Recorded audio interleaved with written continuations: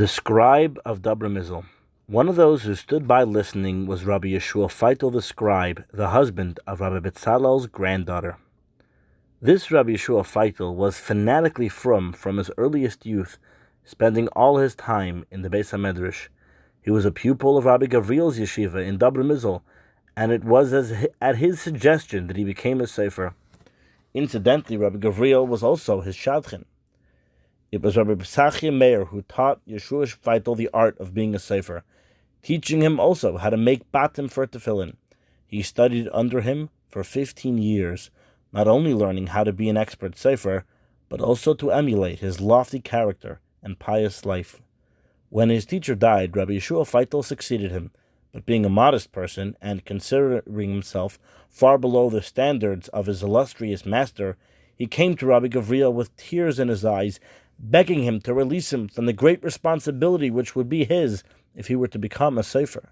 He pleaded he was unworthy of providing his fellow Jews with Sifrei Torah, tefillin, and mezuzahs, as he was but an ordinary person, and would be better employed earning his living by some other means, more suited to his standard. After much talk and persuasion, Rabbi Gavriel succeeded in extracting a promise from him that he would consider the matter. But Rabbi Yeshua Feitel stipulated that he would only accept the important tasks of a sefer if someone would stand by and constantly remind him of the holiness of his undertaking and of the way his teacher, Rabbi Pesachia Meir, used to put all his soul and conviction into his sacred task.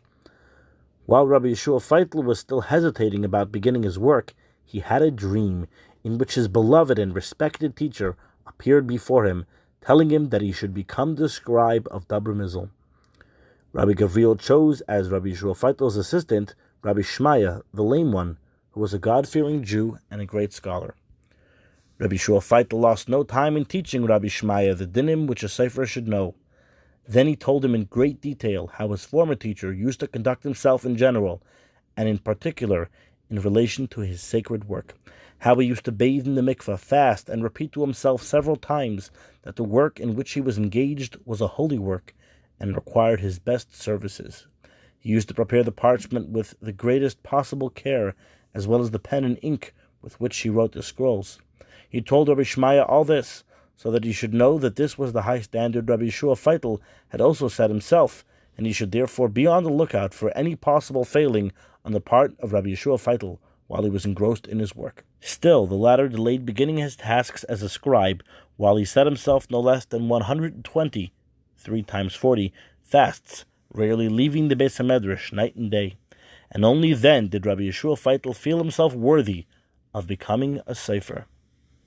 One can well understand, therefore, how Rabbi Yeshua Feitel, hearing the words of reproach from the lips of Rabbi Chaim Shimon, should immediately, in his saintly way, examine his own character and see if the reproach was not also deserved by himself.